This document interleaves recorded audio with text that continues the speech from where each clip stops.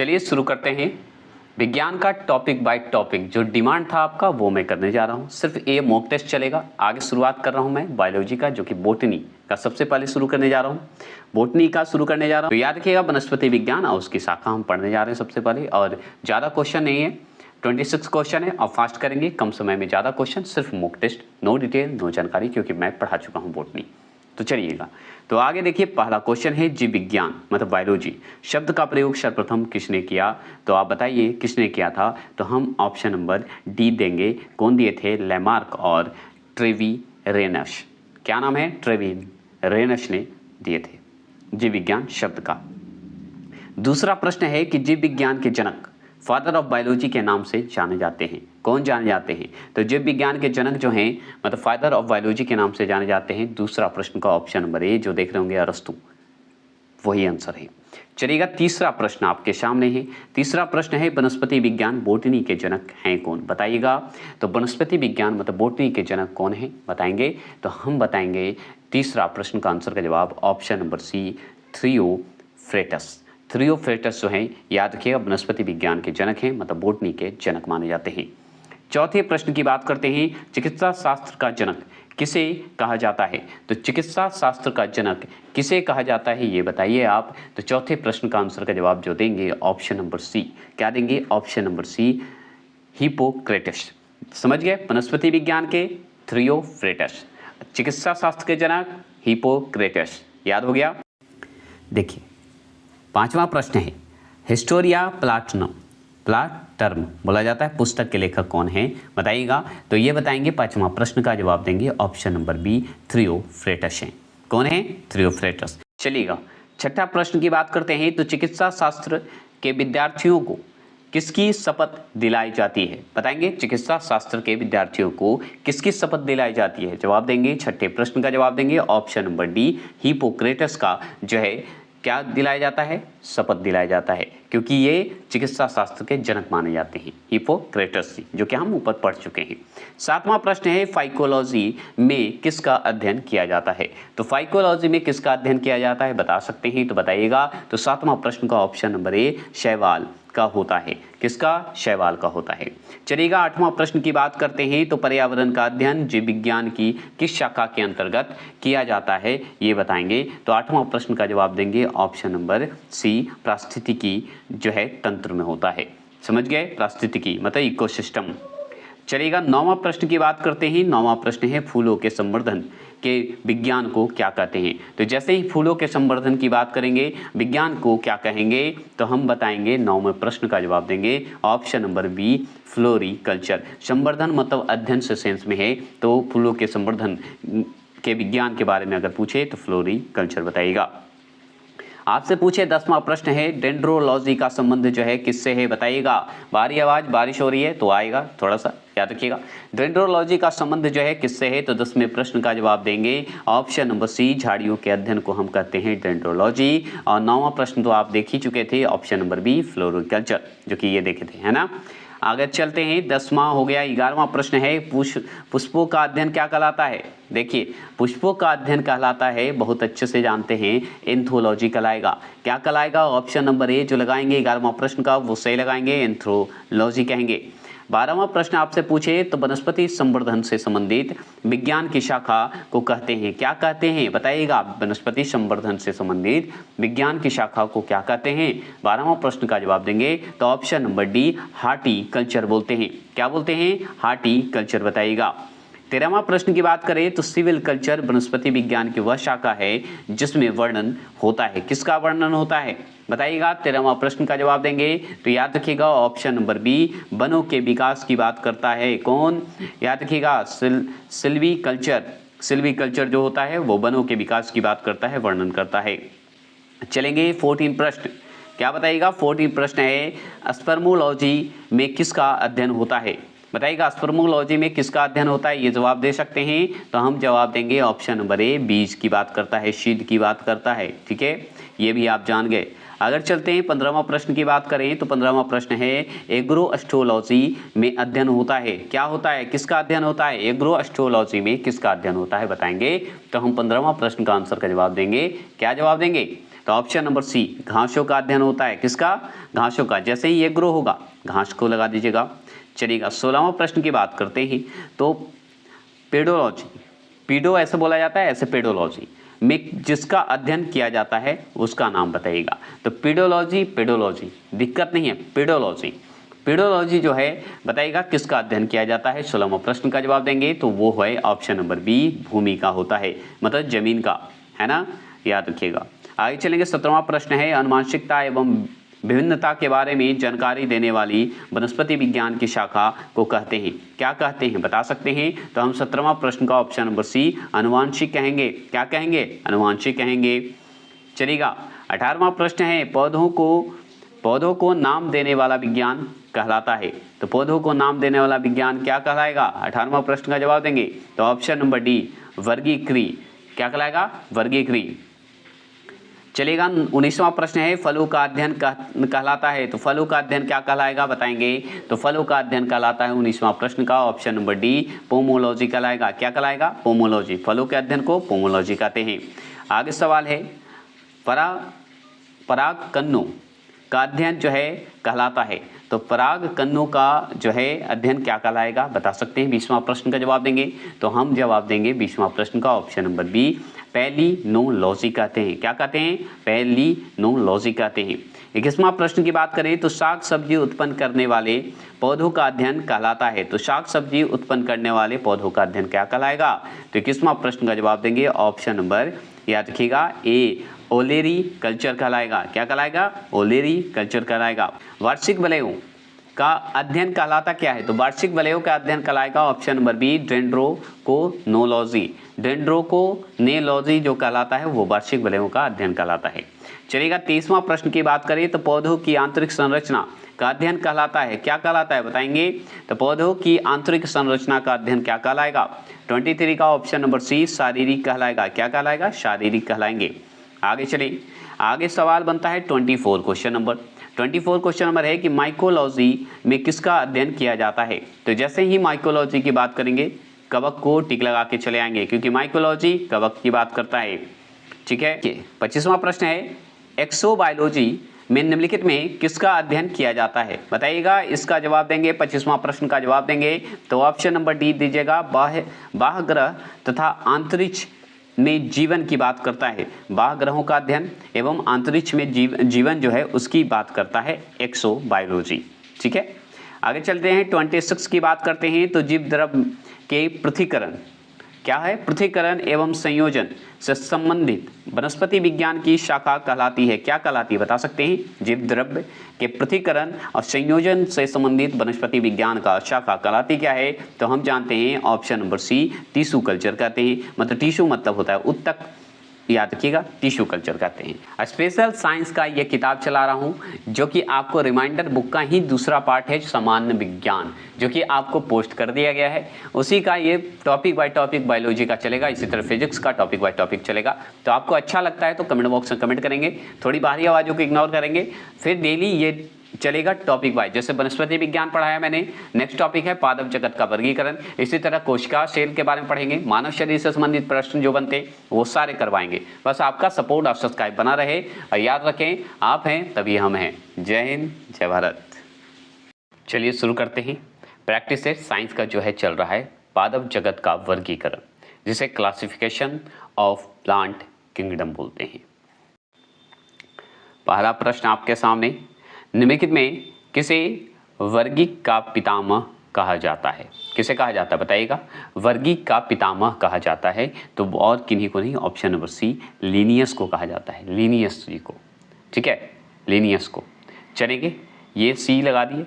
दूसरा प्रश्न बताइएगा, द्विनाम पद्धति के प्रतिपादक हैं, कौन है? ये अगर मेरा बायोलॉजी का प्रैक्टिस सेट दिए होंगे या बायोलॉजी का वन लाइनर देखे होंगे तो आप इसका टिक लगाइएगा। तो ऑप्शन नंबर ए, यही तो हैं लिनियस। लिनियस जी ही हैं द्विनाम पद्धति के प्रतिपादक और इसीलिए इनको वर्गीक का पितामह कहा जाता है, वर्गीक की पितामह कहा जाता है, ऐसे वर्गीक बोला जाता है। चलिएगा आगे चलेंगे। पुष्पी पादपों को रखा गया है, तो पुष्पी पादपों को रखा गया है बताएंगे, इस चार ऑप्शन के हिसाब से जवाब देंगे। बताइएगा, पुष्पी पादपों को रखा गया है तो पुष्पी पादपों मतलब फूल का पौधा जो होता है, पुष्पी पौधे जो होते हैं उसे रखा गया है कहाँ? तो तीसरा प्रश्न का ऑप्शन नंबर बी, याद रखिएगा फेनरोगेम्स में। किसमें? फेनरोगेम्स में रखा गया है। चलिएगा चौथे प्रश्न की बात करते हैं। अपुष्पी पादपों को रखा गया है। देखिए पुष्पी पादप को रखा गया है कहाँ? फेनरोगेम्स में। लेकिन आप बताइए अपुष्पी पादपों को रखा गया है कहाँ, ये बताएंगे। तो हम बताएंगे इसे क्रिप्टोगैम्स में। किसमें? क्रिप्टोगैम्स में। पुष्पी पादपों को रखा जाएगा फेनरोगेम्स में, याद रखिएगा, जो कि ये देख रहे थे। और अपुष्पी पादपों को अगर बात करें तो क्रिप्टोगैम्स में रखेंगे। चलिए अब देखिए क्लासिफिकेशन मतलब वर्गीकरण की आधारी इकाई है। तो वर्गीकरण की आधारी इकाई पूछेगा, वर्गीकरण की अगर आधारी इकाई बोलेगा तो इस चार ऑप्शन में से कौन सा होगा बताइएगा। पांचवा प्रश्न का तो ऑप्शन नंबर सी लगा दीजिएगा, स्पीशीज होता है। स्पीशीज जो है वर्गीकरण की आधारी इकाई होता है। चलिएगा छठे प्रश्न की बात करते हैं। छठा प्रश्न है हाइड्रोफाइटस होते हैं। तो हाइड्रोफाइटस जो है होते हैं, क्या होते हैं बताइएगा। तो हाइड्रोफाइटस जो होते हैं, छठा प्रश्न का जवाब देंगे ऑप्शन नंबर बी, जलीय पौधे होते हैं। क्या होते हैं? जलीय पौधे होते हैं। चलिएगा सातवां प्रश्न की बात करते हैं। जिन पौधों पर बीज बनते हैं किंतु पुष्प नहीं लगते कहलाते हैं, क्या कहलाते हैं बताइएगा। बताएंगे अगर जिन पौधों पर बीज बनते हैं किंतु पुष्प नहीं लगते हैं कहलाते हैं, क्या कहलाते हैं बता सकते हैं। तो ऑप्शन नंबर बी, अनावृतीय बीज कहलाता है। अब बताइए अनावृतीय बीज का इंग्लिश नाम बताइएगा, क्योंकि ये मैं बहुत बार बता चुका हूँ। आप बताएंगे क्योंकि पूछ देता है अनावृत का इंग्लिश नाम, तो बताएंगे ज़रूर। अब मैं बता चुका हूँ। चलिएगा आठवां प्रश्न है, जीवाणु की खोज सर्वप्रथम किसने की? इस ऑप्शन का जवाब दीजिए। ये सब मैं पढ़ा चुका हूँ, अगर नहीं देखें तो जाइए मेरा प्लेलिस्ट साइंस को ऑनलाइनर देखिए, और 10 प्रैक्टिस सेट भी डाला हूँ, वो भी कर चुका हूँ।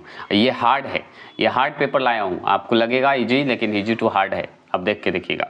तो जीवाणु की खोज सर्वप्रथम किसने की बताएंगे, आठवां प्रश्न का जवाब देंगे। तो ऑप्शन नंबर ए, लीवन हॉक ने। कौन थे? लीवन हॉक थे। जीवाणु का मतलब बैक्टीरिया का खोज किए थे।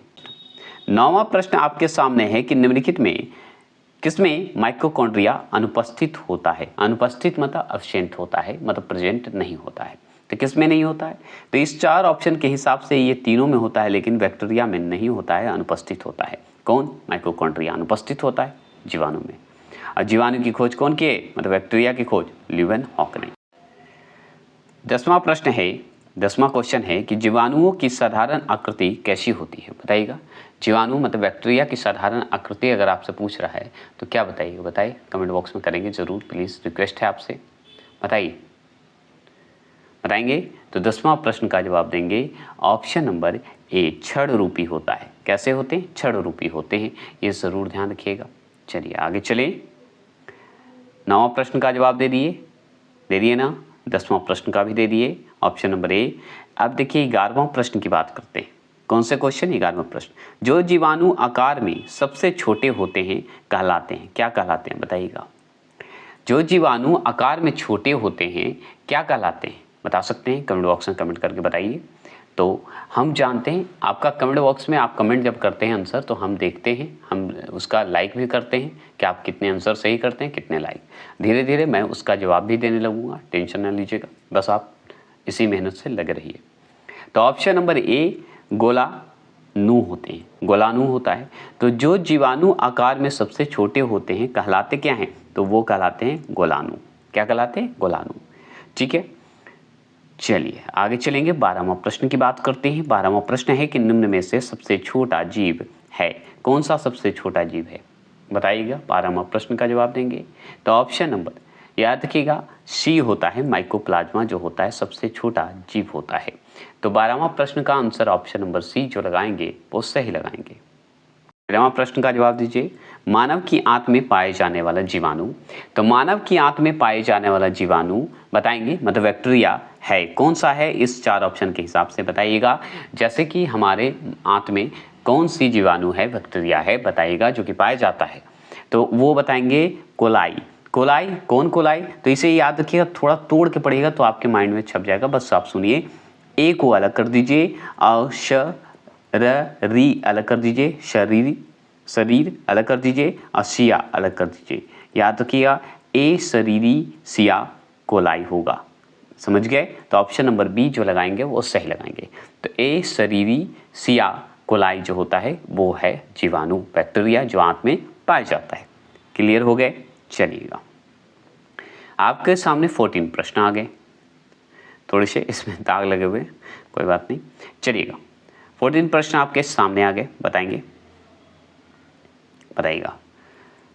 14 प्रश्न, तपेदी मतलब टीबी उत्पन्न करने वाला जीवाणु कौन सा है? बताइएगा। तपेदी मतलब टीबी उत्पन्न करने वाला बैक्टीरिया कौन सा है? बताएंगे। 14 प्रश्न का जवाब देंगे। तो इसका भी आंसर जो होता है ऑप्शन नंबर बी, माइकोबैक्टीरियम होता है। क्या होता है? माइकोबैक्टीरियम होता है। तो याद रखिएगा, जीवाणु का इंग्लिश में बैक्टीरिया बोलते हैं। और याद रखिएगा, तपेदी अगर हो और टीबी उत्पन्न करने वाली जीवाणु पूछे तो उसका नाम होता है माइकोबैक्टीरियम। क्या होता है? माइकोबैक्टीरियम। ये हो गए। चलिएगा, 15वां प्रश्न की बात करते हैं। तो एंटीबायोटिक्स अधिकांशतः प्राप्त होते हैं। तो एंटीबायोटिक्स अधिकांश प्राप्त होते हैं, कहाँ से प्राप्त होते हैं? ये जवाब देंगे। तो 15वां प्रश्न का आंसर का जवाब ऑप्शन नंबर सी, याद रखिएगा, जीवाणुओं से होता है। ये देखिए यहाँ पे अच्छा लिखा गया, कोई बात नहीं, जीवाणुओं से होता है मतलब बैक्टीरिया से होता है। तो जीवाणु से आज जितना भी सवाल अभी हो रहा है, अधिकतर बैक्टीरिया से मतलब जीवाणु से जो सवाल बना, आप छूटना तो नहीं चाहिए आप लोगों से, नहीं ना? कोई भी एग्जाम देने जाएं, जीवाणु से अगर आ जाए तो छूटना नहीं चाहिए, क्योंकि मैं लगभग करवा चुका हूँ। 16वां प्रश्न को ध्यान से पढ़ते हैं। ऊपर पढ़ लिए, एंटीबायोटिक अधिकांशतः जो है प्राप्त होता है जीवाणु में मतलब बैक्टीरिया में।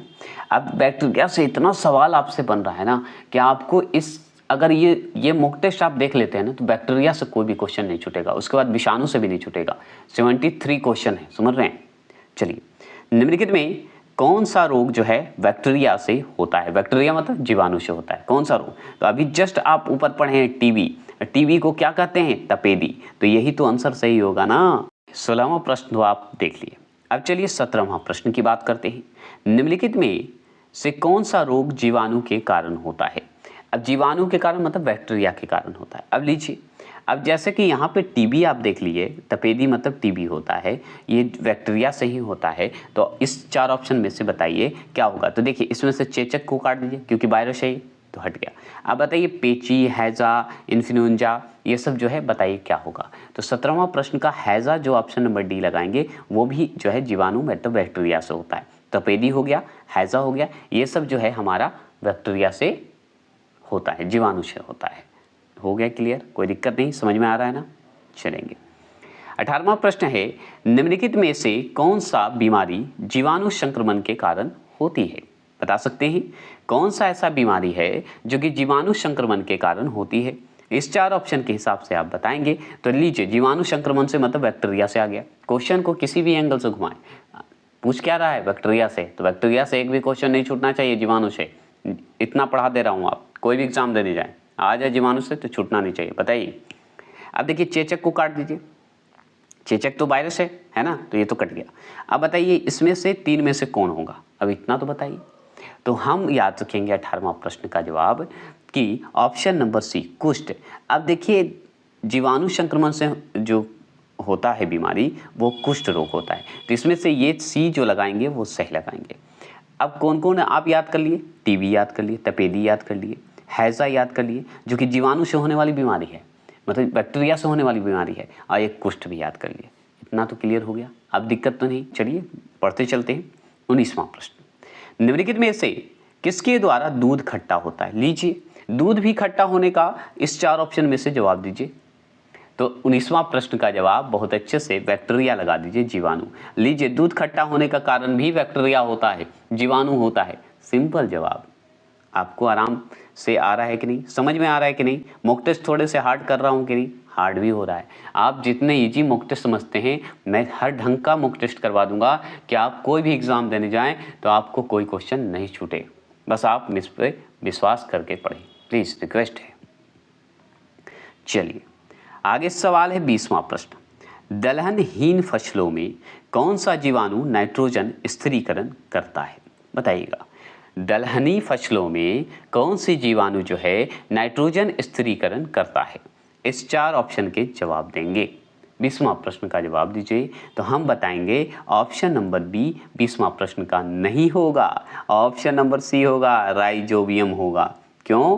क्योंकि जीवाणु नाइट्रोजन स्थिरीकरण पूछ रहा है तो किस में होता है? राइजोबियम में होता है। यही कंफ्यूज करने के लिए तो मैंने जानबूझ के बोला, क्योंकि ये क्वेश्चन में जो है जो बायोलॉजी का मॉक टेस्ट करवाया था उसमें था, लेकिन ये लंबा इतना क्वेश्चन नहीं था।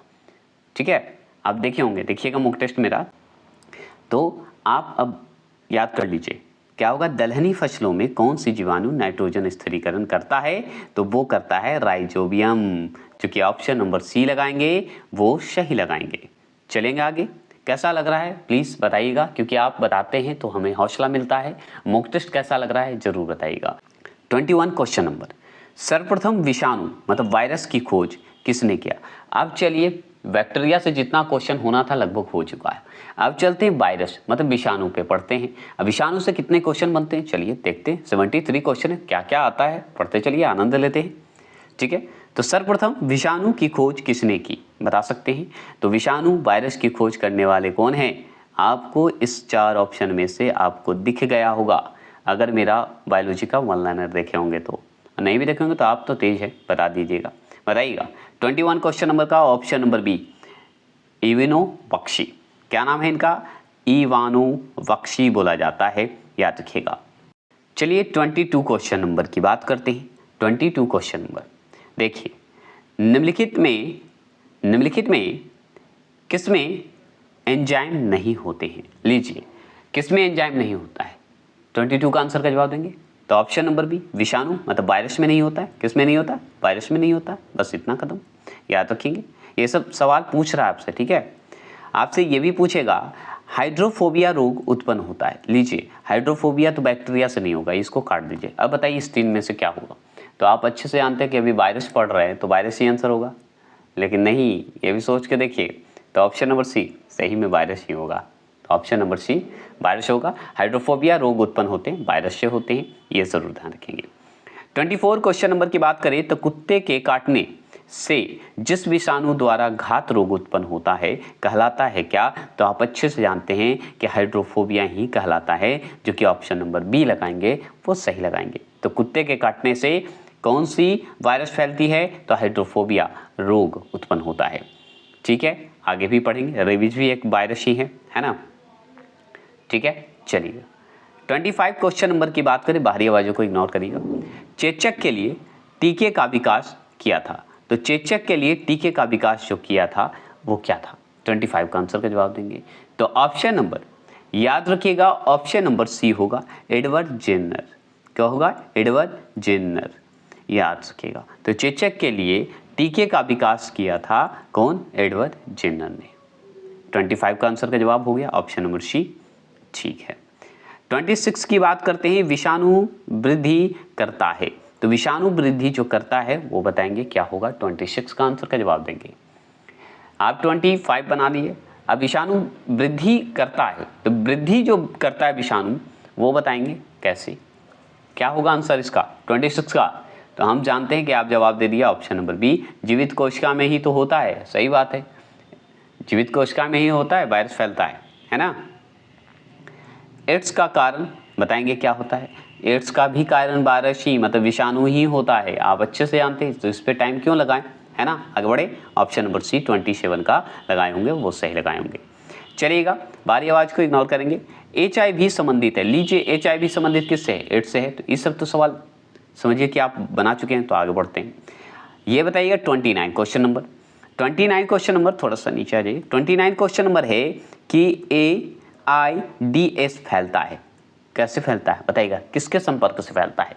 AIDS जो है फैलता है, तो हम 29 का आंसर का जवाब ऑप्शन नंबर डी, शारीरिक संपर्क से फैलता है, जो कि ये भी जो है आपको इससे संबंधित है, मतलब एड्स से संबंधित है, ये भी जरूर ध्यान रखिएगा। तो शारीरिक संबंध से फैलता है। चलिएगा, क्लियर कर दिया मैंने। चलिएगा 30वां प्रश्न की बात करते हैं। 30वां प्रश्न है कि सार्स, ऐसे सार्स बोलते हैं, सार्स मतलब SARS क्या है बता सकते हैं? तो हम बहुत अच्छे से जानते हैं विषाणु जनित रोग है। जिन्होंने ऑप्शन नंबर बी लगाए हैं वो सही लगाएंगे। क्या ये सही मैंने बताया? बताइएगा जरूर। तो यस, मैंने सही बताया, ऑप्शन नंबर बी जो है 30वां प्रश्न का वो सही लगाए हैं। चलेंगे 31वां प्रश्न, खसरा निम्नलिखित संक्रमण के कारण होता है। बताइएगा। अब खसरा बताइए निम्नलिखित संक्रमण के कारण होता है, क्या ये ऑप्शन में से कौन सा आंसर होगा खसरा? तो खसरा कैसे होता है, अनुमान लगाइए। तो बहुत अच्छे से जवाब देंगे 31 का, वायरस के कारण ही होता है खसरा। हम लगाते बैक्टीरिया, लेकिन नहीं बैक्टीरिया होगा, जब भी लगेगा तो वायरस ही होगा, क्योंकि खसरा निम्नलिखित में से वायरस से होता है। चलिए अब देखिए 32 क्वेश्चन नंबर है, 32 क्वेश्चन नंबर है कि निम्नलिखित में कौन सा रोग विषाणु के कारण होता है? विषाणु मतलब वायरस के कारण होता है। तो हम अच्छे से जानते हैं कि ऑप्शन नंबर ए चेचक, क्योंकि हैजा तो हम पढ़ चुके हैं, बैक्टीरिया से होता है। तो 32 का प्रश्न नंबर जो ए लगाएंगे वो सही लगाएंगे। क्या लगाएंगे? ए, तो वो सही लगाएंगे। चलिएगा, चेचक वायरस ही है। चलिएगा 33 क्वेश्चन नंबर की बात करते हैं। 33 क्वेश्चन नंबर, जंतुओं में होने वाली फूड एंड माउथ रोग किसके कारण उत्पन्न होता है? तो जंतुओं में जो है फूड एंड माउथ रोग जो होता है किसके कारण उत्पन्न होती है, बता सकते हैं तो बताइए। तो 33 का आंसर का जवाब आप अच्छे से दे सकते हैं, ऑप्शन नंबर डी, वायरस के कारण ही होता है, क्योंकि ये फूड एंड माउथ रोग जो होता है वायरस के कारण होता है, विषाणु के कारण होता है। चलिएगा 34वां प्रश्न 34 क्वेश्चन नंबर, आलू में मोजैक रोग का कारक तत्व है कौन सा, किसके कारण होता है? बताइएगा। आलू में जो मोजैक रोग होता है किसके कारण होता है, यही तो पूछ रहा है, कौन सा कारक तत्व है, क्या है? तो हम बताएंगे कि मोजैक जो रोग होते हैं आलू में, वो कारण बनता है 34 का विषाणु, वायरस। देखिए वायरस और बैक्टीरिया मतलब जीवाणु और विषाणु का मैं इतना पढ़ा चुका हूँ कि आप कोई भी एग्जाम आप देने जाते हैं आपका कोई भी क्वेश्चन नहीं छूटेगा, बस आप भरोसा करके ये मॉक टेस्ट देके जाइएगा। 35 क्वेश्चन, शैवालों की कोशिका भित्ति किसकी बनी होती है? तो शैवालों की कोशिका भित्ति जो है किसकी बनी होती है, बता सकते हैं 35 क्वेश्चन नंबर का? तो हाँ बताना चाहिए, क्योंकि 35 क्वेश्चन नंबर का ऑप्शन नंबर सी सेलुलोज का बना होता है। किसका बना होता है? सेलुलोज का बना होता है। चलिएगा 36 क्वेश्चन नंबर, किस शैवाल से आयोडीन प्राप्त होती है? तो किस शैवाल से आयोडीन प्राप्त होता है? तो एक सवाल तो आपको समझ में आएगा, शैवाल से ही आयोडीन प्राप्त होता है। अब कौन सा ऐसा शैवाल है जो कि आयोडीन प्राप्त करता है, बताएंगे। तो 36 का आंसर का जवाब जो दे रहे हैं, क्या दे रहे हैं? ऑप्शन नंबर बी, वो सही दे रहे हैं। क्या लिखा हुआ है? लिखा हुआ है कि लेमिनेरिया से होता है। किससे होता है? लेमिनेरिया से होता है। तो हम बताएंगे कि आयोडीन जो प्राप्त होता है वो शैवाल का नाम है लेमिनेरिया शैवाल। क्लियर हो गए, जो ऑप्शन नंबर बी लगाए। चलिएगा 37 क्वेश्चन नंबर है कि केल्प जो है केल्प प्राप्त होता है, तो किससे प्राप्त होता है ये बताइएगा। तो केल्प जो है प्राप्त होता है किससे? 37 का आंसर का जवाब देंगे। तो हाँ मैं जवाब दूंगा ऑप्शन नंबर ए, समुद्री शैवाल से। क्या होगा इसका? केल्प जो प्राप्त होता है वो समुद्री शैवालों से। देखिए केल्प जैसे ही प्राप्त करने की बात होगी तो समुद्री शैवाल होता है, समुद्र में ही होता है, ये ध्यान रखिएगा। चलेंगे 38 क्वेश्चन नंबर का जवाब दीजिए, निम्न में से कौन सा स्वपोषी मतलब खुद से बनाता है होता है? तो ये जवाब दीजिएगा, जो स्वपोषी होते हैं वो कौन होते हैं? तो 38 का आंसर का जवाब जो देंगे ऑप्शन नंबर बी, शैवाल, वो ही होगा आंसर, क्योंकि शैवाल जो है स्वपोषी होते हैं। कौन होते हैं? शैवाल जो है स्वपोषी होता है, खुद पे डिपेंड होता है। ठीक है, ये जरूर ध्यान। चलिएगा 38 हो गया। 39 क्वेश्चन नंबर देखिए। 39 क्वेश्चन है कि लाल सागर का लाल रंग किसकी उपस्थिति के कारण होता है? बताएंगे। लाल सागर का लाल रंग किसकी उपस्थिति के कारण होता है, ये बता सकते हैं तो हम बहुत अच्छे से जवाब देंगे। क्या जवाब देंगे? ऑप्शन नंबर बी, शैवाल। अब देखिए जीवाणु पढ़ लिए, विषाणु पढ़ लिए, अब शैवाल पढ़ रहे हैं तो बाद में कवक भी पढ़ेंगे, है ना? तो लगभग आपका इसमें क्लियर हो जाएगा जो इम्पोर्टेंट टॉपिक है ना। पारव जगत से जितने भी आते हैं, वायरस हो गए, आपका बैक्टीरिया हो गया, शैवाल आ गया, तो ये सब क्लियर हो जाएगा, बस आप मॉक टेस्ट देते रहे।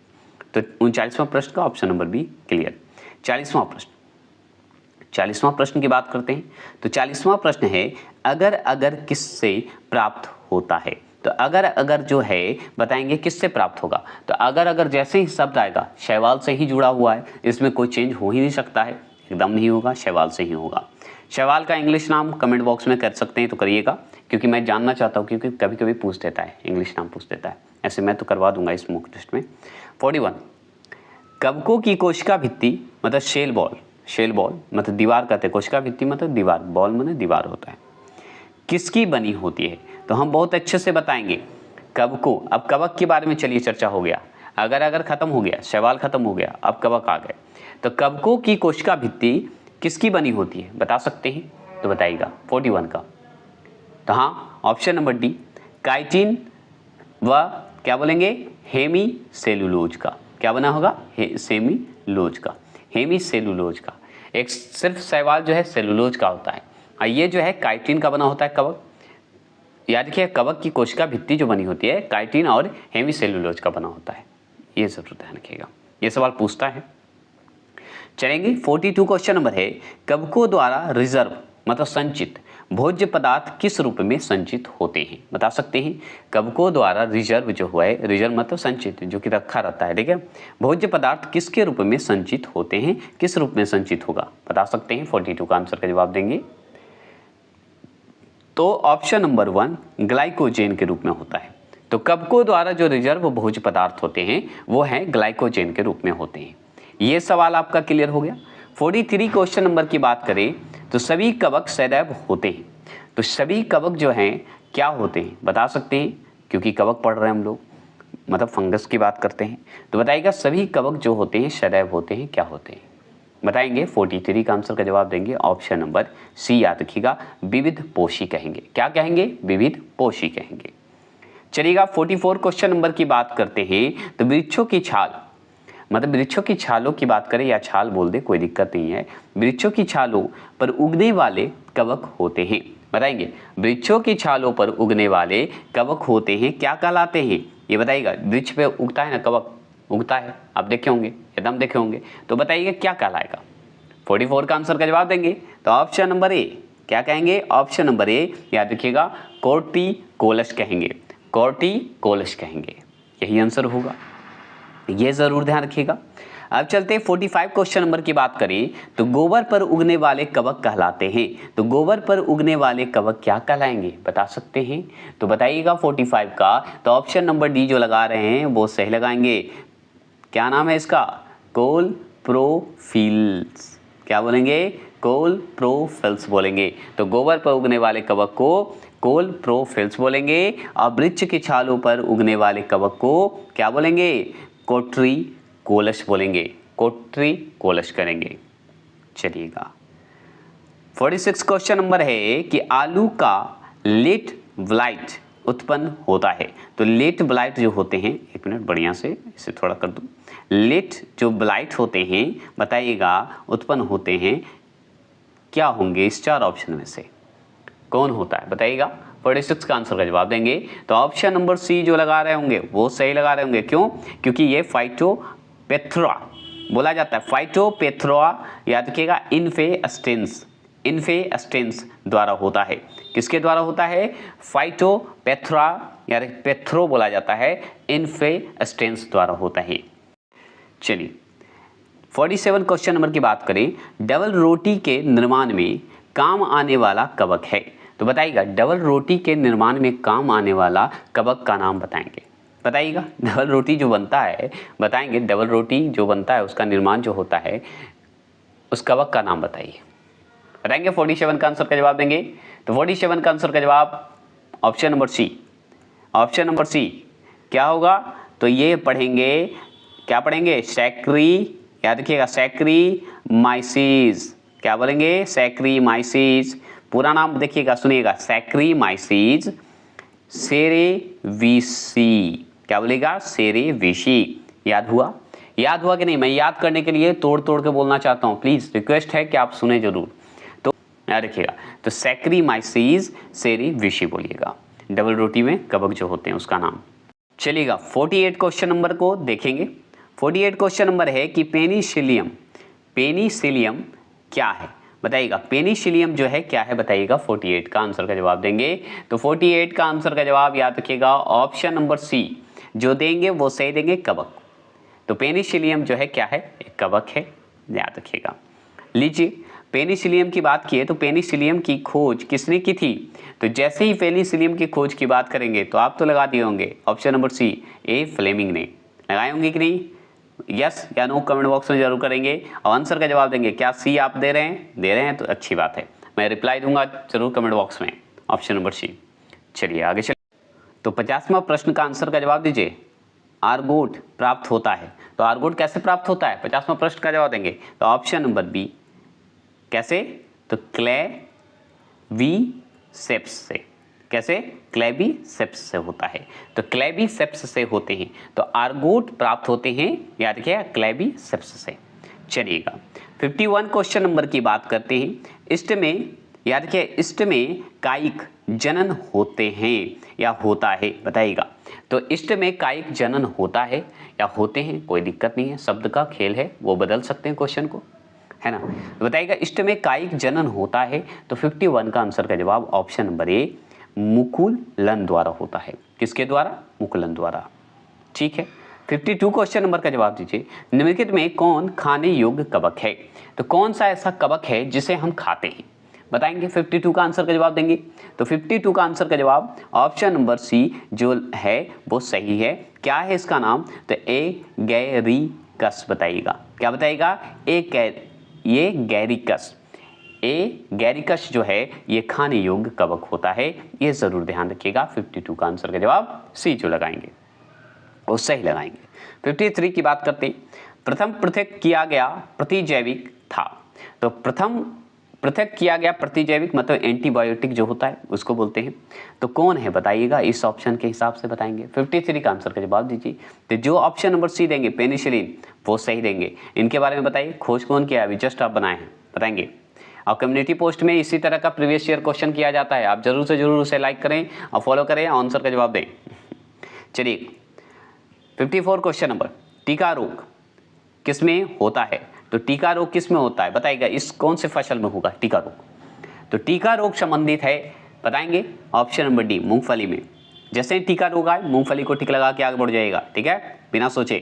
55 क्वेश्चन नंबर, गन्ने में लाल सड़ने रोग, रेड जैसा होता है ना, सड़ने जैसा होगा, गन्ने को फाड़िएगा ना तो उसमें लाल लाल दिखेगा, उत्पन्न होता है, बताइएगा किस कारण होता है, बताएंगे। गन्ने में जो लाल सड़ने वाला जो होता है रोग उत्पन्न होता है, कैसे होता है। 55 का आंसर करवा देंगे, कवकों द्वारा ही होगा और किसके द्वारा होगा, है ना। चलिएगा 56 क्वेश्चन नंबर को ध्यान से सुनिएगा, ज़्यादा क्वेश्चन और नहीं है, 73 क्वेश्चन है फिर खत्म हो जाएगा। प्रथम वियुक्ति प्रतिजैविक कौन सा था, बताइएगा। प्रथम वियुक्ति प्रतिजैविक कौन सा था बताएंगे इस 4 ऑप्शन के हिसाब से। इसी तरह आपका फिजिक्स केमिस्ट्री का भी आएगा, बस आप वेट करते रहेंगे, ज़्यादा समय नहीं लगेगा, नवंबर तक सारा आपको प्लेलिस्ट बना के दे दिया जाएगा। क्योंकि आप एनटीपीसी की तैयारी करते हो या बिहार एसएससी की तैयारी करते हो या बीपीएससी की तैयारी करते हो या किसी भी एग्जाम की तैयारी करते हो, आपका प्लेलिस्ट बन के रहेगा नलिनी अकाडमी शिक्षा मंत्र पे। आपका एग्जाम की तैयारी के लिए प्लेलिस्ट पहले से बना रहेगा, जब चाहें तब देख सकते हैं, बस आप सपोर्ट और सब्सक्राइब इसी तरह करते रहें। बताएंगे 56 का आंसर का जवाब देंगे, तो याद रखिएगा ऑप्शन नंबर सी पेनिसिलिन, जो फिर पेनिसिलिन टिक लगाएंगे वो सही लगाएंगे। चलिएगा 57 क्वेश्चन नंबर है, एथलीट फूड नामक बीमारी किससे उत्पन्न होती है, बताइएगा। एथलीट फूड नामक जो बीमारी होती है किससे उत्पन्न होती है, बताएंगे 57 का। तो 57 का आंसर का जवाब जो दे रहे होंगे बहुत अच्छे से दे रहे होंगे, ऑप्शन नंबर बी कवक, कवक से ही होता है, ये ध्यान रखिए। 58 क्वेश्चन नंबर है कि लाइकेन जिन 2 वर्गों के पौधों से मिलकर बनता है वो है, उसका नाम बताएंगे।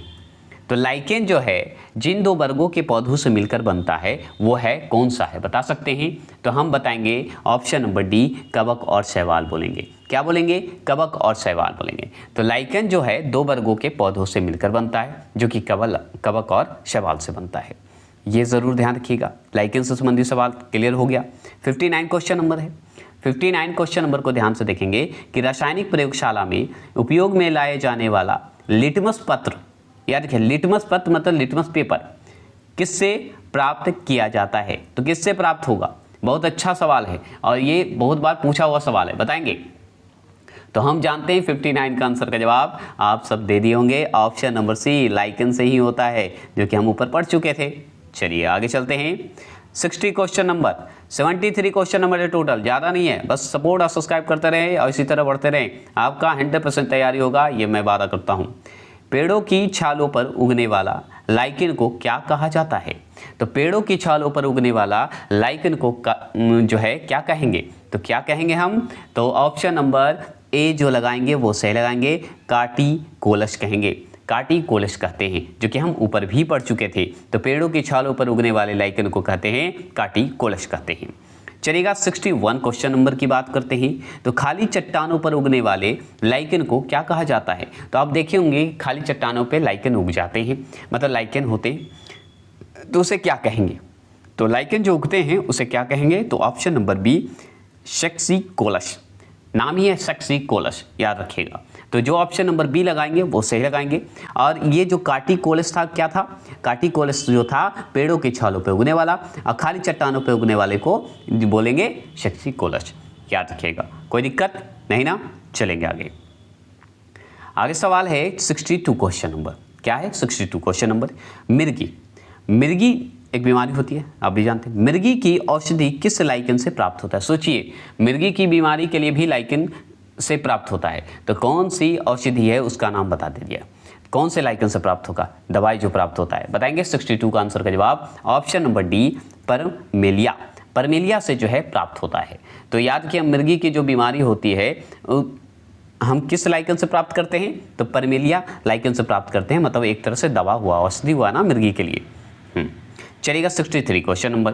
तो 63 क्वेश्चन नंबर की अगर बात करें हम, तो निम्नलिखित में कौन से पादप समूह जो है वनस्पति जगत के उभयचर हैं? तो वनस्पति जगत के उभयचर हैं, कौन है उभयचर? बताएंगे, जो कि पानी और जल दोनों में उगते हैं, मतलब सॉरी थल और जल दोनों में उगते हैं।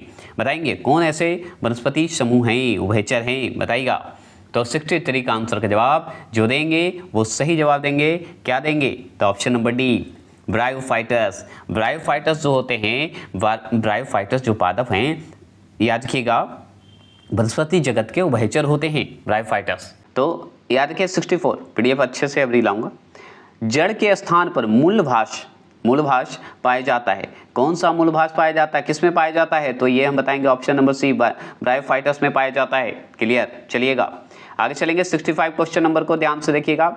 इजोला है एक। क्या है इजोला एक?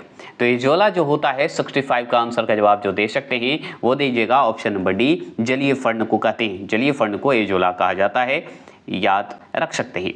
चलेगा 66 क्वेश्चन नंबर ध्यान से देखेंगे कि निम्नलिखित में से किसके बीजाणु दवा के रूप में प्रयोग किया जाता है? तो कौन सा ऐसा बीजाणु है बताइएगा जिसे हम दवा के रूप में प्रयोग करते हैं?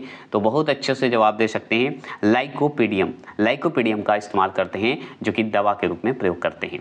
चलिएगा 66 हो गया। 67 की बात करते हैं। सबसे अधिक क्रोमोसोम किस में पाया जाता है? तो मनुष्य में कितने? 46, ये तो आप जानते हैं। और बताइए हाथी में किस में होगा? सबसे ज़्यादा क्रोमोसोम किस में पाया जाता है? क्रोमोसोम मतलब गुणसूत्र, बताइए। 67 का आंसर का जवाब देंगे ऑप्शन नंबर बी, याद रखिएगा, टेरियोफाइटस में पाए जाते हैं सबसे ज़्यादा क्रोमोसोम।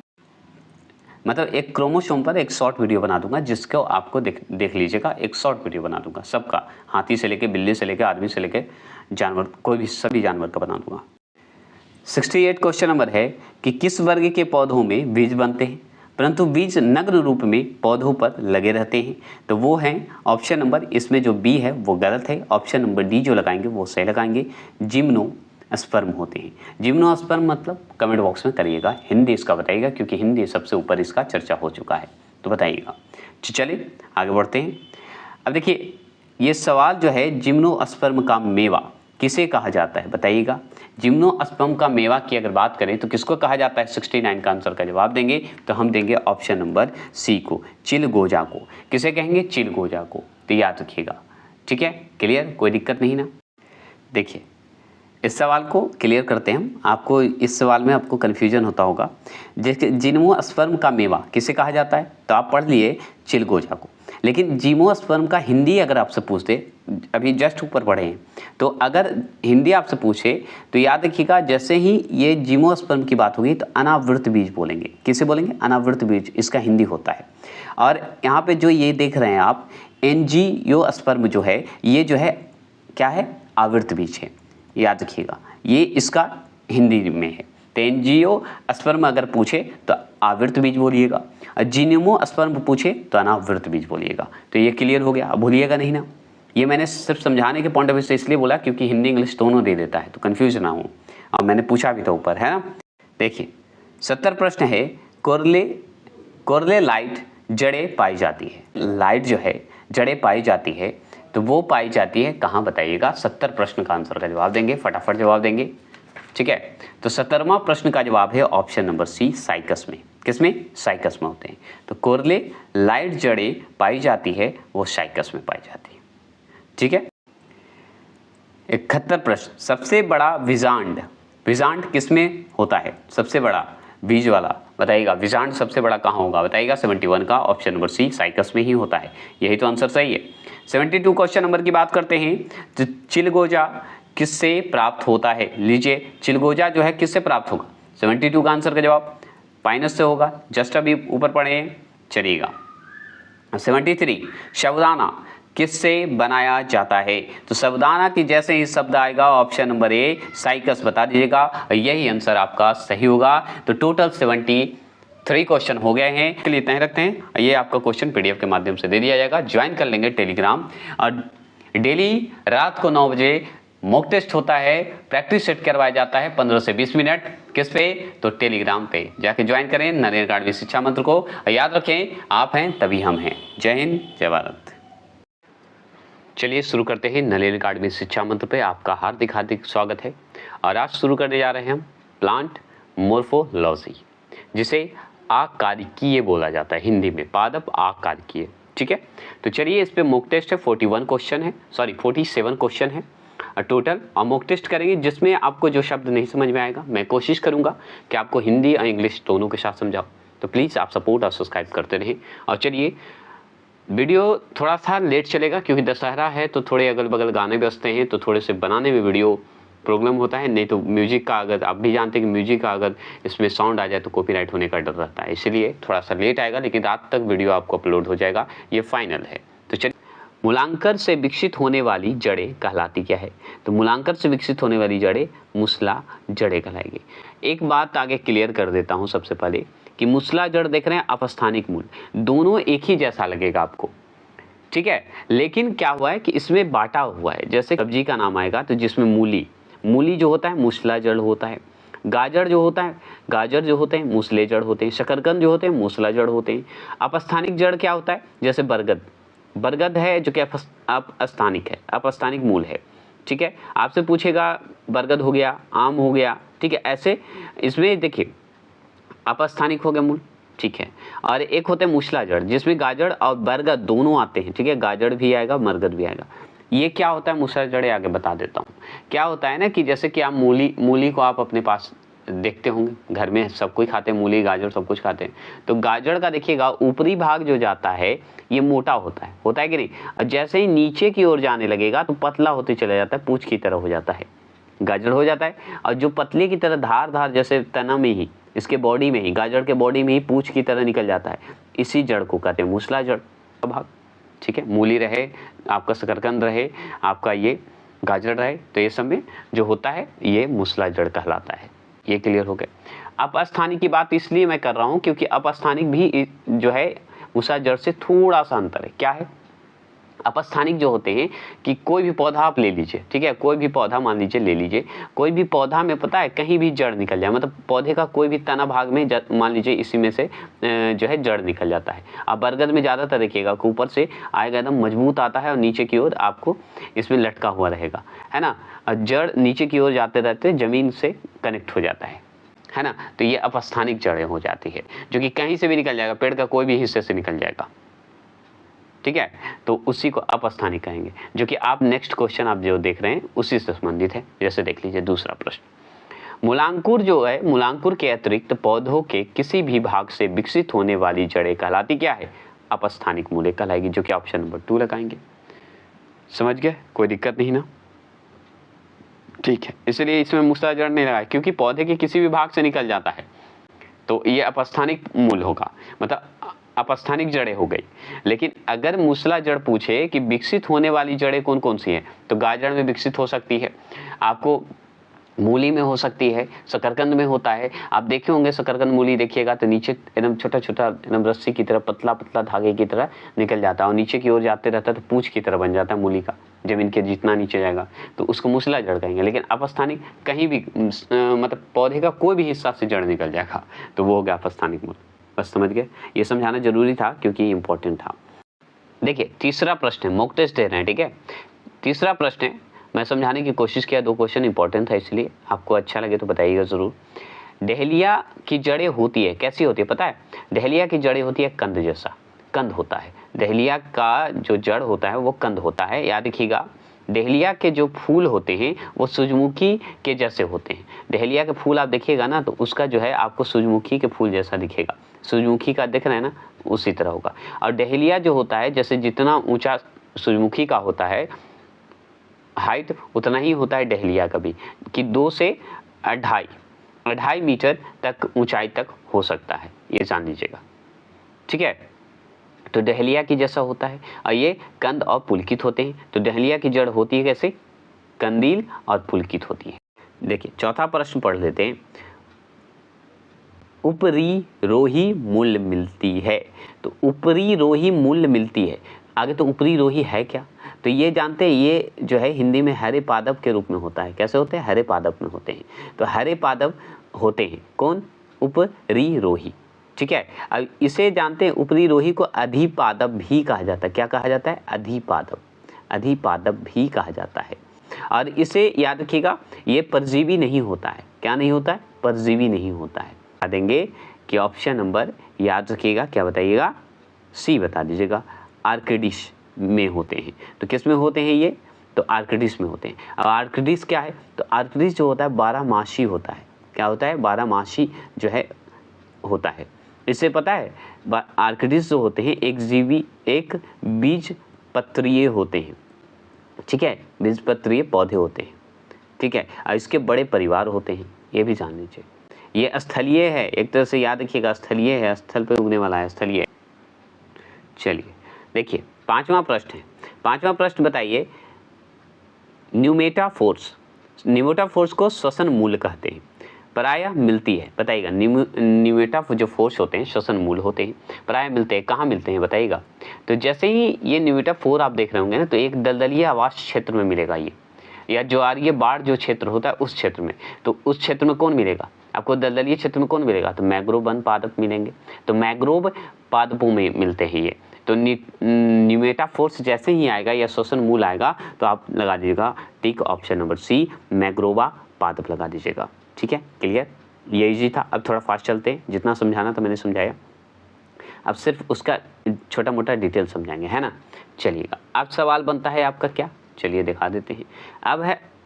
अब स्तंभ मूल, जिसे स्टील रूट बोलते हैं, पाई जाती है। तो स्टील रूट कहाँ पाई जाती है, इसमें कहाँ पाई जाएगी? तो आप जानते हैं स्टील रूट कहने का मतलब एकदम सीधा रहेगा, एकदम खड़ा रहेगा, उसमें एक तरह से जड़ ही है जो कि हम लोग खाते हैं।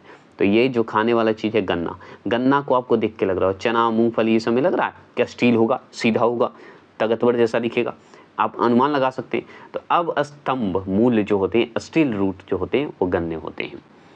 इसे पता है, स्टील रूट को एक और नाम से जानते हैं, मतलब अब स्तंभ मूल को ब्रेस जड़ के नाम से भी जानते हैं, ब्रेस जड़ के नाम से भी जानते हैं, ये जान लीजिए, ठीक है।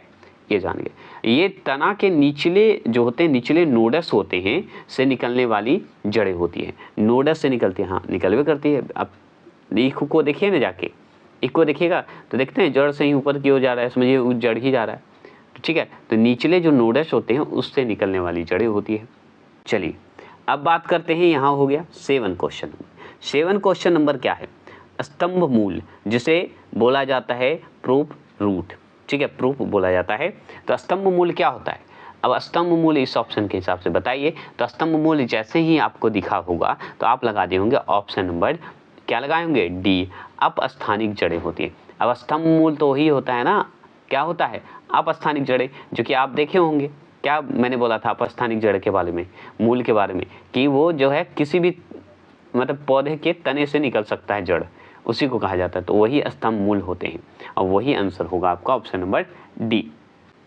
ये जो आप देख रहे हैं 6ठा और 7वां, ये अवस्तंभ था, जो कि क्या होता था कि आप निचली नोडस के नीचे की निकलने वाली होती थी। और ये जो स्तंभ मूल है, याद रखिएगा, ये जो स्तंभ है वो तने के नोडस से निकलने वाली होती है। तने के नोडस से मतलब तने के किसी भी हिस्से से जड़ निकल जाती है, इसलिए तो अपस्थानिक मारा गया। और अवस्थम जो मूल है, स्टील रूट है, वो गन्ना है, मतलब जड़ से निकलता है ऊपर की ओर। देखिए ना, यही है, बस इतना ही अंतर था, कुछ नहीं। और भी डिटेल ऐसे समझाने की है, लेकिन हम ज़्यादा नहीं। 8वां प्रश्न है, जड़ें विकसित होती है। तो जड़ें किस में विकसित होती है बताइएगा। तो जड़ें जो विकसित होती है वो होती है ऑप्शन नंबर बी, मूलांकुर से होती है। कहाँ से होती है? ऑप्शन नंबर बी, मूलांकुर से होती है। तो जड़ें जो विकसित होती है वो मूलांकुर से होती है।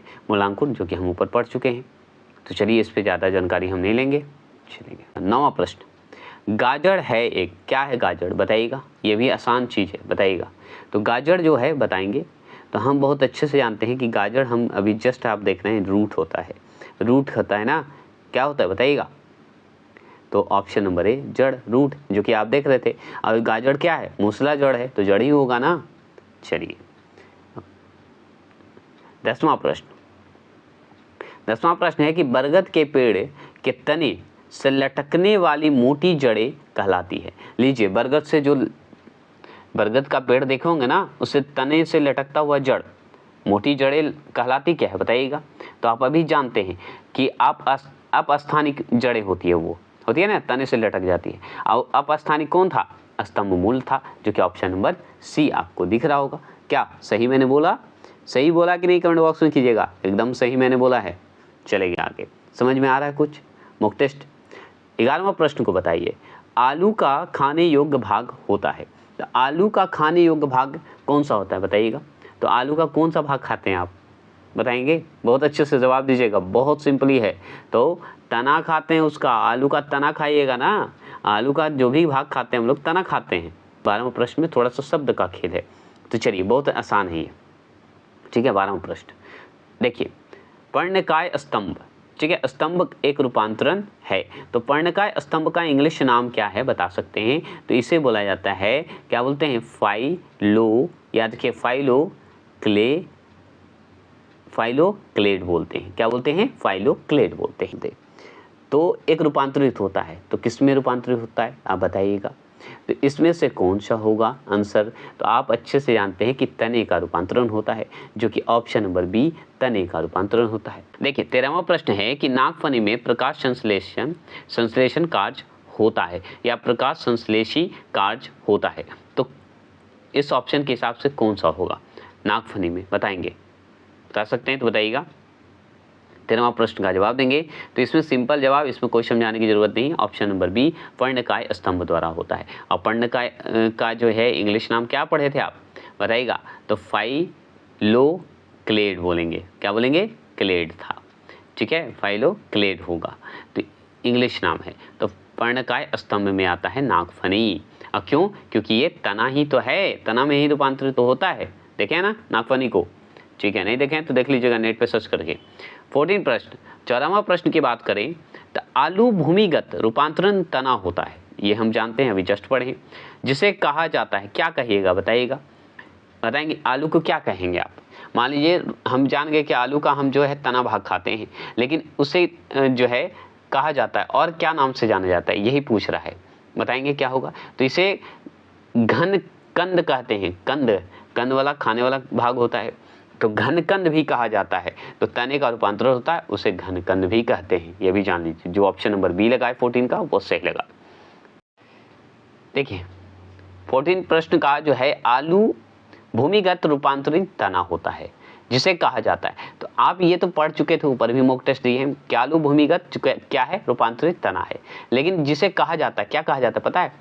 कंद कहा जाता है। क्या कहा जाता है? कंद कहा जाता है, पता है। नेट भी आप सर्च कीजिएगा तो घन कंद देगा आंसर में, लेकिन आंसर होगा ऑप्शन नंबर डी, कंद ही होगा। ये जरूर टिक लगाइएगा, ठीक है। चलिएगा आगे चलते हैं। ऐसे दोनों, अगर ऑप्शन में से एक ही देगा, लेकिन ये दोनों दे चुका है, इसलिए ज़्यादा इंपॉर्टेंट दिया जाता है कंद को, सेकंड ऑप्शन इसको दीजिएगा, ठीक है ना। चलिए आगे चलेंगे। 15वां प्रश्न। 15वां प्रश्न क्या है कि 15वां प्रश्न जो बोलता है, ध्यान से सुनिएगा, हल्दी के पौधे का खाने योग्य भाग जो है कौन सा है। तो हल्दी का कौन सा भाग हम लोग खाते हैं बताइएगा।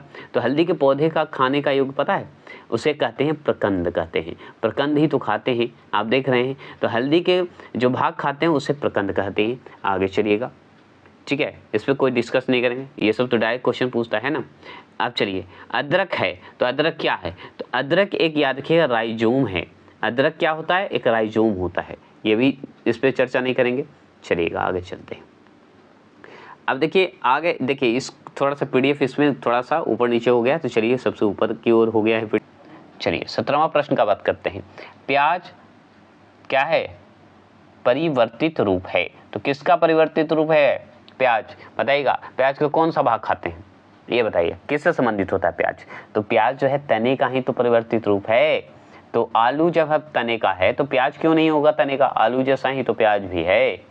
तो याद रखिएगा तने का रूप है, याद रखेंगे।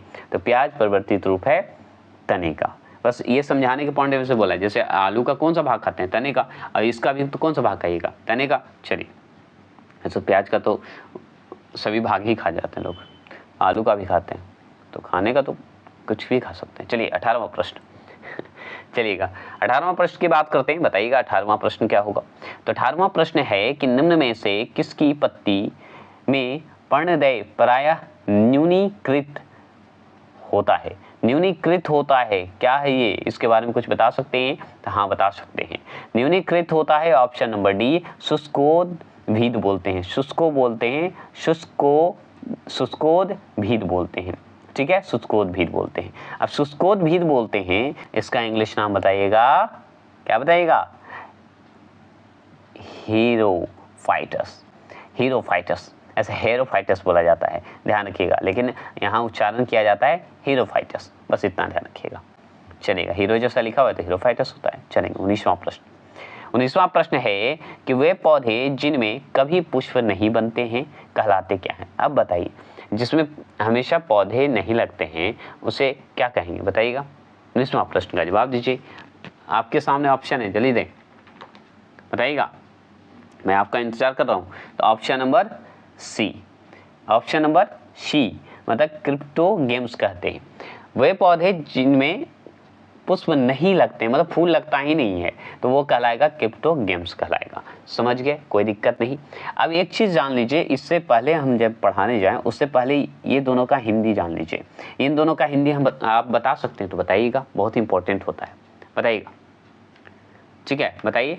तो ये जो है याद रखिएगा, जिम्नोस्पर्म और एंजियोस्पर्म।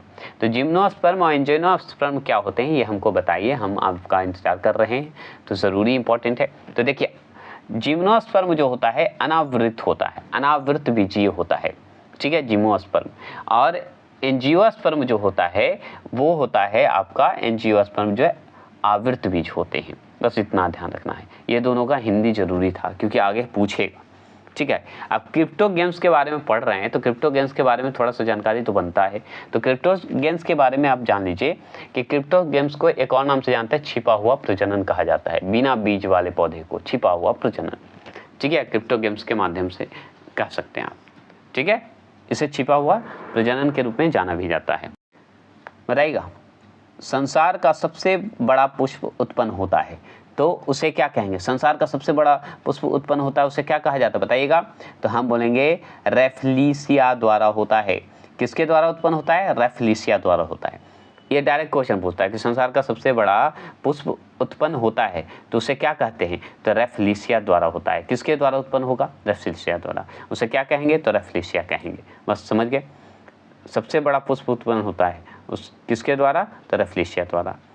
देखिए 21वां प्रश्न को ध्यान में रखिए, फूलगोभी का खाने वाला जो है भाग बताइए, मतलब फूलगोभी का खाने योग्य भाग बताइए। तो देखिए, पुष्प तो होता है, ये तो सही है, लेकिन फूलगोभी का सारा हिस्सा थोड़ी खा जाते हैं, उसमें जो फूल लगा होता है, फूल का बीच वाला जो फूलगोभी जो है फूल है, तो फूल में भी बीच में जो लगा हुआ है उसे बोलते हैं पुष्पक्रम, उससे खाते हैं हम लोग। खाली पुष्प को नहीं, मतलब पुष्प मतलब पूरा चीज़, मतलब पूरा कहिए कि पूरा फूलगोभी, जैसे बंदा गोभी को पूरा खा जाइए, ठीक है, लेकिन पुष्पक्रम फूलगोभी का जो है कौन सा भाग खाते हैं, पुष्पक्रम का भाग खाते हैं, पुष्पक्रम। अगर पुष्पक्रम नहीं रहता तब पुष्प लगाते, समझ गए।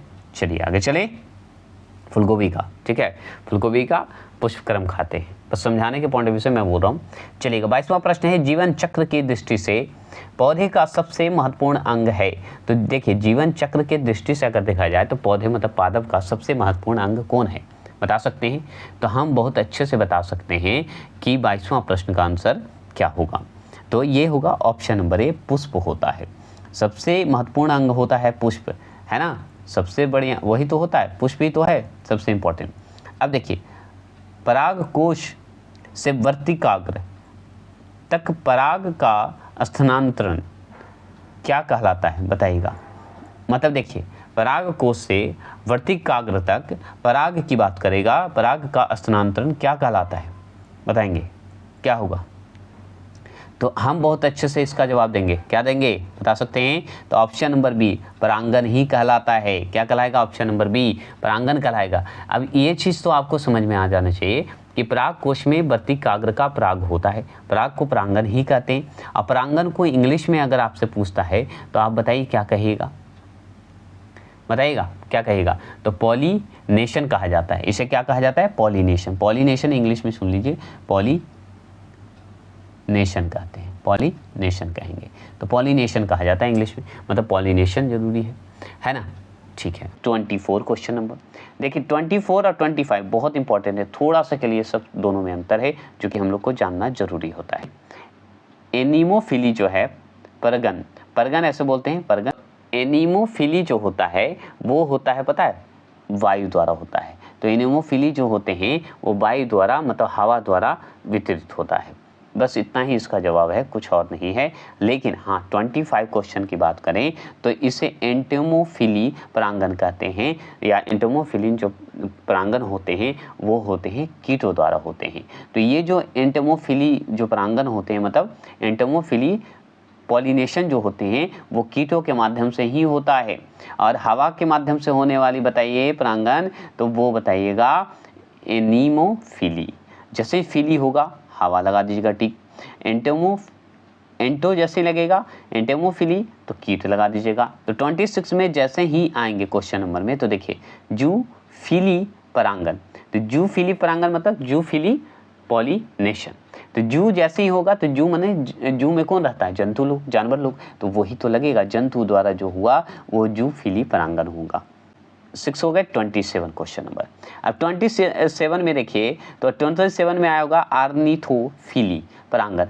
आर्निथोफिली परांगण क्या होता है?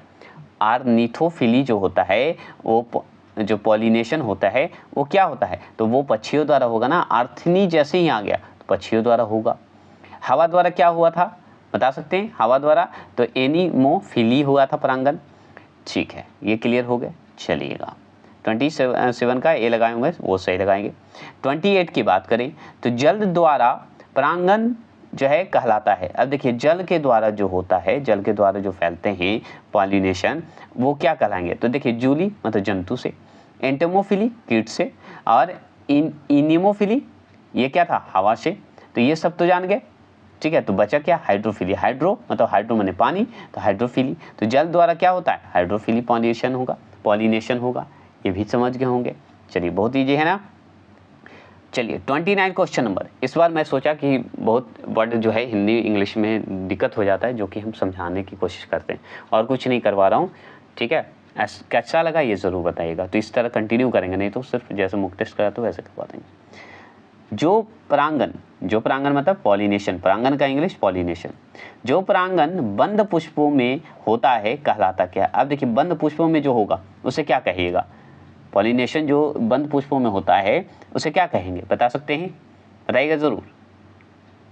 तो उसे कहेंगे ऑप्शन नंबर ए 29वां का ए होता है, जिसे क्लिस्टोगैमी कहेंगे। क्या कहेंगे? कैली अलग कर दीजिए, अस्टो अलग कर दीजिए, गैमी कहेंगे। ठीक है ये जान गए। ठीक है 30वां प्रश्न है वर्तिकाग्र। वर्तिकाग्र सदैव खुरदरा एवं चिपचिपा होता है। तो वर्तिकाग्र तो आप पढ़े थे है ना, तो अब बताइए चिपचिपा होगा तो बताइएगा ये जो है किसमें होता है? तो जैसे ही ऑप्शन नंबर बी लगेगा कीट परागति पुष्पों में होता है, जिसमें कीट परागति लगेंगे वही आंसर होगा। तो इसमें और कुछ नहीं। और याद रखिएगा जो वर्तिकाग्र देख रहे हैं ये याद रखिएगा मादा का एक भाग होता है, ये जरूर ध्यान रखिएगा, ये मादा का ही एक भाग होता है, ये जरूर ध्यान रखेंगे, ठीक है। चलिएगा निषेचन की बात करते हैं। तो देखिए यहाँ पे 31 क्वेश्चन नंबर है, थोड़ा क्वेश्चन को ध्यान से सुनिएगा, ठीक है। निषेचन के पश्चात, निषेचन होने से पश्चात मतलब, ठीक है, बीजों के बीज आवरण विकसित होते हैं। तो कहाँ विकसित होगा बीज आवरण? ऑप्शन नंबर ए जो है अध्याय आवरणों में, अध्याय आवरणों में बोला जाता है, अध्याय आवरणों में होता है, ठीक है।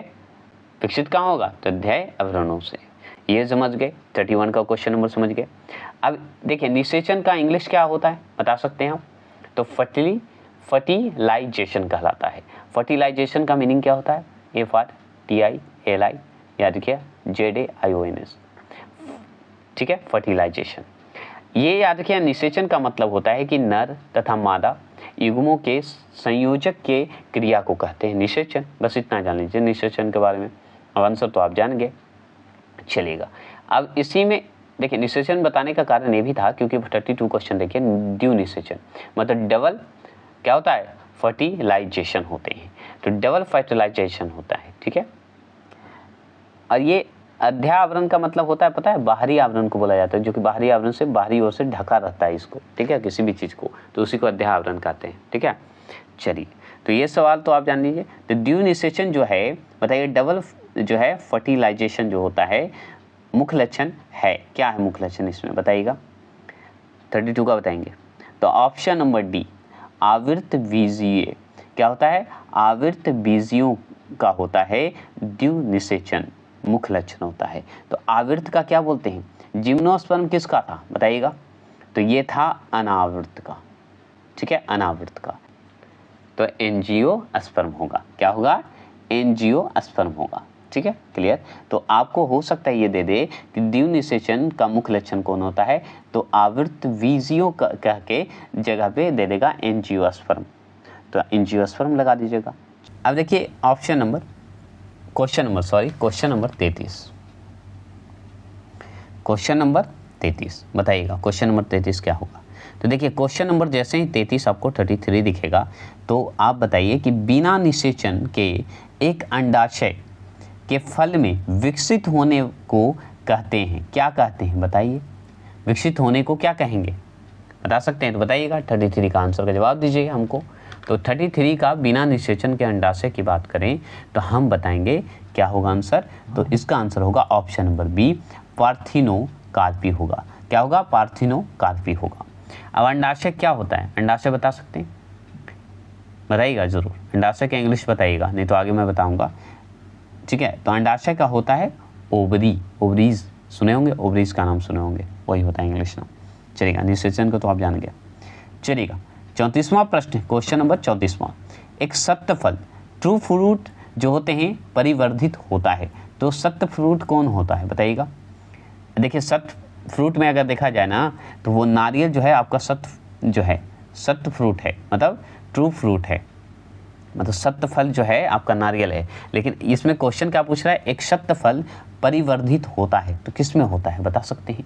तो हम अच्छे से बताएंगे, क्या बताएंगे बताइएगा जरूर, तब मैं बताऊंगा। 34 का आंसर का जवाब देंगे। तो ये जो है आप याद रखिएगा अंडाशय में ही होता है, ओवरीज में होता है, यही तो है और यही तो मैंने ऊपर बोला था। तो एक सत्य फल जो है परिवर्तित होता है अंडाशय से। कहाँ से होगा? अंडाशय से। तो अंडाशय से अगर देखा जाए तो हमारा जो है नारियल सत्य फल है ना। 35 क्वेश्चन नंबर को, निम्न में कौन सा एक असत्य फल है? तो सबसे पहले तो याद रखिएगा असत्य फल जैसे ही बोले तो आम जो है सत्य फल है, तो इसको छाड़ दीजिए। काजू भी सत्य फल है, सुपारी भी, लेकिन ऑप्शन नंबर ए जो है ये जो है सेब, यह है असत्य फल। तो सेब हो गया, नाशपाती हो गया, ये सब जो है असत्य फल हो गए। देखिए 36वां क्वेश्चन है कि नारियल तथा आम के फल होते हैं। तो नारियल तथा आम के फल होते हैं, तो आप ये जानते हैं कि आम जो है सत्य फल है, नारियल भी जो है सत्य फल है। लेकिन अब इसमें ये सवाल तो नहीं पूछा है, इसमें से पूछ रहा है कि क्या होगा? तो नारियल जो होता है और आम जो होता है वो होता है डुपल, डूप फल होते हैं। क्या होते हैं? डूप फल होते हैं। ऐसे ड्रूप कहीं कहीं दे देता है। बता देते हैं कि शतफल क्या होते हैं, अशतफल। शतफल जो होता है, आप एक चीज जान लीजिए, शतफल जो होते हैं, शतफल में होता है कि अंडाशय से जो फल विकसित होते हैं उसे शतफल कहेंगे। ठीक है, जो अंडाशय से निकलेगा, मतलब ओवरी से निकलेगा। और असतफल जो होता है, अंडाणु का जो है साथ छोड़कर, अंडाणु का साथ छोड़ देता है, उसे असतफल कहेंगे। ये जान लीजिए, अंडाणुओं में नहीं होकर पुष्प के रूप में हो जाता है, वह असतफल हो गया। सिंपल सवाल। ठीक है, चलिए, ये समझाना जरूरी था इसलिए। अब बताइए इसका आंसर तो आप जान गए डूप। अब डूप जान गए तो डूप क्या है बताइएगा। चलिए बताइए जल्दी, डूप क्या है बताएंगे। तो डूप जो होता है इसका मतलब होता है मशल मध्य भित्ति कहा जाता है। चलिएगा, 37वां प्रश्न की बात करते हैं। 37वां प्रश्न है कि पके हुए आम का खाने योग्य जो है अकारिकीय भाग होता है। अकारिकीय भाग मतलब क्या होता है? मोर्फोलॉजी बोलते हैं इंग्लिश में। ठीक है, तो आम का जो है, पका हुआ जो आम है, जो खाने योग्य जो होता है, मोर्फोलॉजी भाग होता है। कौन सा भाग हम लोग खाते हैं आम का? ये डायरेक्ट क्वेश्चन है, इतना घुमाया है खाली। तो वो हम जानते हैं मध्य फल भित्ति भाग खाते हैं, जिसे हम बोलते हैं, जिसे डूप भी बोला जाता है। चलिएगा, 38वां प्रश्न। 38वां प्रश्न है नारियल का खाने योग्य भाग होता है। तो देखिए, नारियल का खाने योग्य अगर भाग आपसे पूछे तो आप क्या जवाब दीजिएगा? तो नारियल का खाने योग्य भाग पता है, हम बहुत अच्छे से जाएंगे, भूर्ण पोष बताएंगे। क्या बताएंगे? भूर्ण पोष। भूर्ण पोष बोलते हैं। ठीक है, 38वां प्रश्न का जवाब अगर पूछे नारियल का तो भूर्ण पोष। अब भूर्ण पोष का इंग्लिश ना पूछे तो आप याद रखिएगा एंडोस्पर्म, एंडोस्पर्म होता है। ठीक है, ये ध्यान रखिएगा। तो हम नारियल का कौन सा भाग खाते हैं? एंडोस्पर्म खाते हैं, मतलब भूर्ण पोष खाते हैं। हम नारियल को खुद देखिए, फोड़िए, अंदर वाले खाएंगे कि नहीं भाग को। चलिएगा, 39 क्वेश्चन नंबर। 39 क्वेश्चन है कि लीची फल का खाने योग्य भाग होता है। तो लीची का कौन सा भाग खाते हैं? तो एरिल भाग ही तो खाते हैं। और एरिल भाग क्या होता है? मशल एरिल भी बोला जाता है। तो मशल खाद्य भाग खाते हैं इसका, तो एरिल इंग्लिश में है। बस इतना। चलिए, 40वां प्रश्न, सेब एवं नाशपाती के खाने योग्य भाग होता है। तो सेब और नाशपाती तो आप जानते हैं क्या शतफल है, ये तो क्लियर है। लेकिन अब बताइए कौन सा भाग खाते हैं सेब और नाशपाती का? तो जो है पुष्पासन खाते हैं, पुष्पासन खाते हैं, पुष्पासन खाएंगे। और पुष्पासन का कौन सा? मांसल पुष्पासन खाएंगे, जो कि इंग्लिश में बोला जाता है थैलेमस। 41 क्वेश्चन नंबर, नाशपाती का कौन सा भाग खाया जाता है? तो नाशपाती आप सोचिए ना, कौन सा भाग खाइएगा? तो गुद्देदार ही जो है, गुद्देदार पुष्पासन खाएंगे, जिसे माशल बोला जाता है। तो गुद्देदार ही भाग खाते हैं ना, सेब का खाइए चाहे नाशपाती का खाइए, एक ही है। चलिए, इसमें हमको नहीं लगता है जानकारी देने की जरूरत है। 42, किस पौधे में बीज होता है लेकिन फल नहीं होता? कौन सा ऐसा पौधा है, मतलब कौन सा ऐसा पौधा है जिसमें बीज तो होता है लेकिन फल नहीं होता? तो वो शाइकस होता है। शाइकस में जो है, याद रखिएगा, कभी ये नहीं होगा, क्या होगा? आपका बीज नहीं होता, मतलब बीज होता है, सॉरी, फल नहीं होता है। और ये जो बीज जो होता है, ऑफ क्या बोलते हैं उसको, फल नहीं होता है, तो उसे हम बोलते हैं अनावृतीय बीज बोला जाता है, जिसे जिम्नोस्पर्म बोला जाता है। तो जिम्नोस्पर्म में आता है ये शाइकस। इसका तना लंबा मोटा होता है, ये जरूर ध्यान रखिए, तना लंबा भी होगा मोटा भी होगा, बस इतना ध्यान रखिएगा। 43वां प्रश्न इजी एक क्वेश्चन है, बीज विकसित होता है, मतलब सीड्स विकसित होगा, कहाँ होगा? बीजांड से होगा, बस खत्म, इसमें जवाब देने की आवश्यकता नहीं है। 44वां प्रश्न है कि सजीव प्रजक का इंग्लिश सुनिए, आगे बोलेगा तो हम बोले वी परिश। अंकुरन किस में पाया जाता है बताइएगा, किस में होगा अंकुरन बताइएगा? सजीव प्रजक का क्या होगा? अंकुरन जो है किस में पाया जाता है ये बताएंगे। तो हम अच्छे से जानते हैं, ऑप्शन नंबर क्या लगाएंगे? ऑप्शन नंबर बी, राइजोफोरा में। किसमें? राइजोफोरा में। तो 44 का ऑप्शन नंबर बी, बस इतना ही जान लीजिए। आगे चलेंगे, 45 क्वेश्चन नंबर क्या है? अधोमुखी अधोमुखी अंकुरन पाया जाता है। तो अधोमुखी अंकुरन का इंग्लिश अगर पूछते आपसे तो इसका होता है हाइपोगियस। क्या बोला जाता है? हाइपोगियस। और क्या बोलते हैं? जर्मिनेशन। तो हाइपोगियस जर्मिनेशन पाया जाता है, कहाँ पाया जाता है?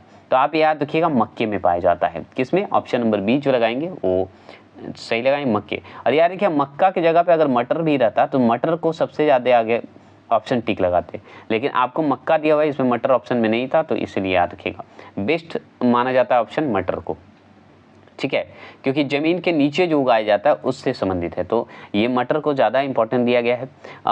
दूसरे नंबर पे मक्के को कहिए, तो याद रखिएगा अगर मटर और मक्का रहता तो मटर को टिक लगाते, लेकिन मटर तो है नहीं ऑप्शन में, तो मक्का को टिक लगाएंगे। तो याद रखिए अधोमुखी अंकुरण जो होता है मटर को टिक लगाते, अभी मक्का को टिक लगा देंगे, बस खत्म, ठीक है। बात करते हैं 46, भूमपोरिक अंकुरण पाया जाता है, तो उसका आगे इंग्लिश जान लीजिए। तो इसका इंग्लिश होता है कि एपीजियल, एपीजियल और क्या बोलते हैं जर्मिनेशन। तो एपीजियल जर्मिनेशन पाए जाते हैं, तो वो पाया जाता है ऑप्शन नंबर डी अरंडी में, ठीक है, अरंडी में।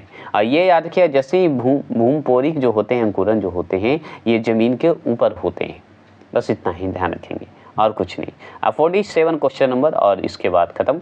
तो 47 क्वेश्चन नंबर है कि निम्नलिखित में कौन सा एक कीटहारी पादप है। कीटहारी मतलब कीट को खाने वाला पादप है, मतलब पौधा है, तो वो है ऑप्शन नंबर बी घटपर्णी बोला जाता है, क्योंकि ऑप्शन नंबर बी जो लगाएंगे वो सही लगाएंगे। और ये हो गए आपके ख़त्म, और ये आपके हो गए आंसर, क्वेश्चन आंसर आपका दिया है। कैसा लगा ये ज़रूर बताइएगा। थोड़े से अभी दशहरा तक जो है 1-2 वीडियो आएगा, क्योंकि गाने बजते हैं इसलिए कॉपीराइट होने का डर रहता है, इसलिए वीडियो बनाने में थोड़ी सी दिक्कत हो रही है, लेकिन जल्द मैं डेली अपलोड कर दूंगा एक न एक वीडियो, NCERT का भी करूँगा। तो चलिए इसी तरह सपोर्ट और सब्सक्राइब करते रहें। जय हिंद, जय भारत।